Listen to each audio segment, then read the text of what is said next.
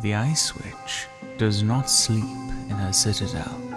She sleeps anywhere and everywhere and nowhere. Sometimes all at once. The cavernous place where she now chooses to lay her body down for a few hours could hold 1,000 fortresses. A veritable sea of true ice stretches from underground horizon to underground horizon. They are not the horizons of the tumultuous world above, but closer, much closer, to an entirely different kind of madness. She visits this place often, and always by herself, but she is never alone. Some call them monsters, some call them gods. Regardless, the vast shadows that slumber beneath the icy blanket can only dream. Lissandra checks in dutifully, makes sure their bedding is comfortable. The watchers must not awaken. She lost her eyes long ago, so it is her mind that traces their sleeping forms. What she sees has always chilled her beyond the concerns of flesh and bone, so that she no longer shivers at the touch of ice against her skin. When she is down here, her blindness is a blessing. It is horror enough to feel their presence, to walk in their dreams, to know what it is they desire for this world. And so she must keep them dreaming. One of them has begun to stir. Lissandra sensed it with the last new moon, hoping against hope that it would settle itself once more. By now, its abyssal intelligence squirms against the others, growing ever more restless. She removes her helm. The ceremonial robes fall around her ankles, and she pads out across the frozen emptiness beyond. Lissandra splays her fingers across the ice. Her hair hangs over her face, hiding the lines of age and the scarred ruin of her empty eyes. She learned long ago the secret ways to walk in dreams, to traverse the impossible distances of this harsh land in moments, back and forth 100 times before each new dawn. Sometimes she forgets where her physical body is. Her mind drifts down now, through the barrier. She muses briefly at the thickness of true ice. To place the entire burden of faith upon glass is pure folly, and yet there is no other choice. On the other side, the Watcher is all teeth and darkness, and shittering, frustrated anticipation. It is bigger than a mountain. Is it one of these small ones? Lissandra hopes so. She has never dared probe the defenses of the largest, the ones that seem able to devour gravity and time itself, eaters of not only worlds, but entire planes of reality. They make her feel very small and insignificant, like a single mote of frost in a blizzard. She focuses on the great and terrible creature before her. Its dream becomes hers. Another Lissandra waits for her there in the dreamscape. This ageless being towers behind a black sun, the strands of her hair floating into the heavens, her eyes whole, crystal blue, and shining all with the celestial energies of the world's final dawn. She is beautiful. She is a goddess. She is struggling to press the sun down below the horizon. The fiery black orb fights back, trying to rise again. It burns the goddess's fingers. She sees long unshadows falling over mountains, blanketed with frozen ashes. This land is a mockery of the Freljord, devoid of all life and magic. Life. Life is the key. The living souls of the Freljord, this icy land that Lissandra once offered in sacrifice to the beasts below.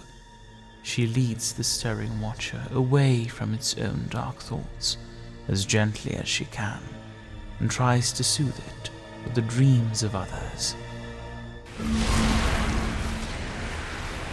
The tribe is split across 3 camps.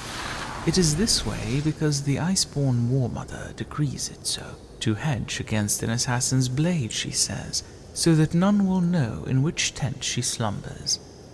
Glacier underfoot, stars overhead. The priest marks his observations on a fold of cured Ilnuk skin by candlelight, upon an icy outcropping. His hand is steady and bold. He must send his notes each night to the Frostguard citadel. He wonders, does power mask paranoia? He sees his breath and knows that he is not alone. Shame constricts his throat. Dutifully, he reaches for a strip of cloth to honor Lissandra, greatest of the 3. After all the oaths he spoke, only her gaze could ever bring such a chill to his heart. "Do not bind your eyes," she says, emerging from the night shadow.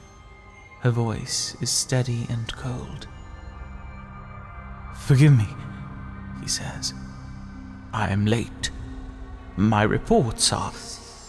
"It is not your words I seek. You are dreaming. I need you to listen. Listen to the ice."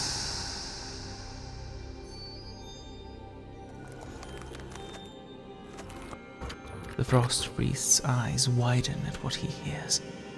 The ice hungers. No, not the ice. Something beneath it. "What does it mean?" he asks, but Lissandra is gone. The priest awakens. He ruminates on the dream. He pledged to serve, freeze, and bleed blindly. He reaches for the strip of cloth and binds his eyes. Before dawn breaks, he is miles away from the War Mother and her 3 camps, and Lissandra drifts away into another's dream.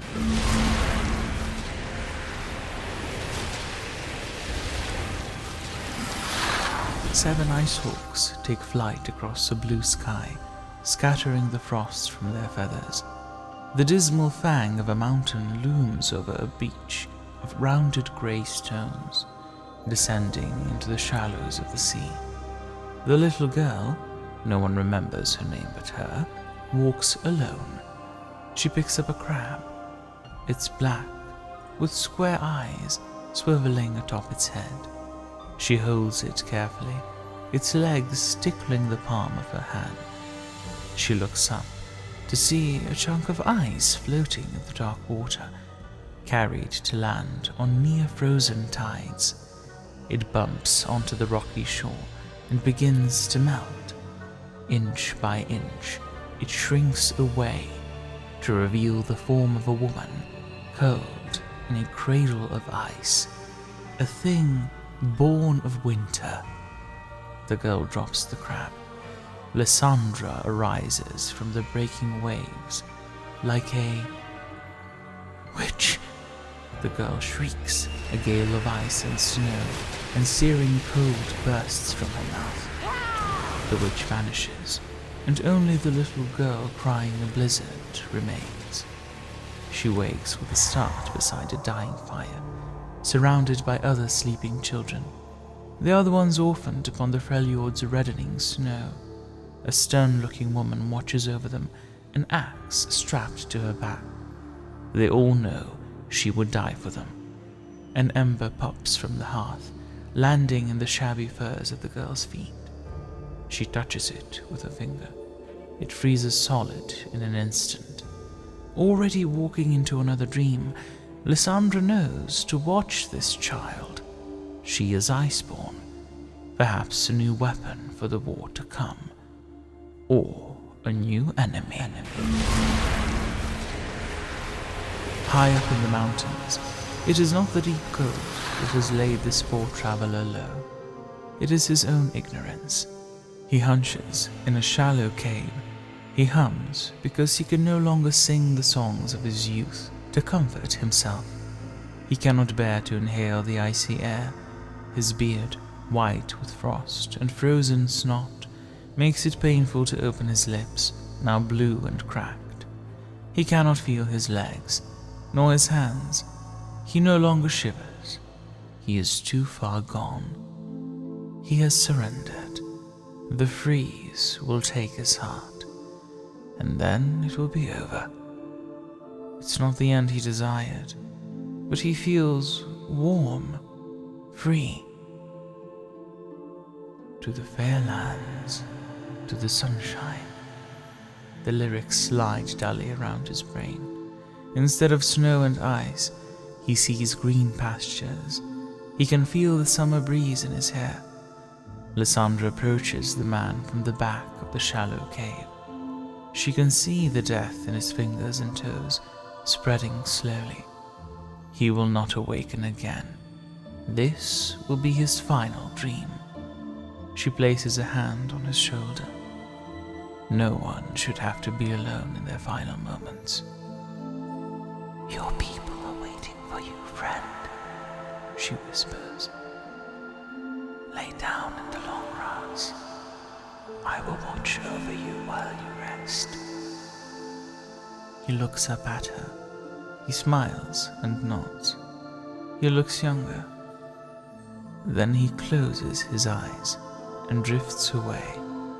Lissandra remains on the edge of his dream until the dream is no more.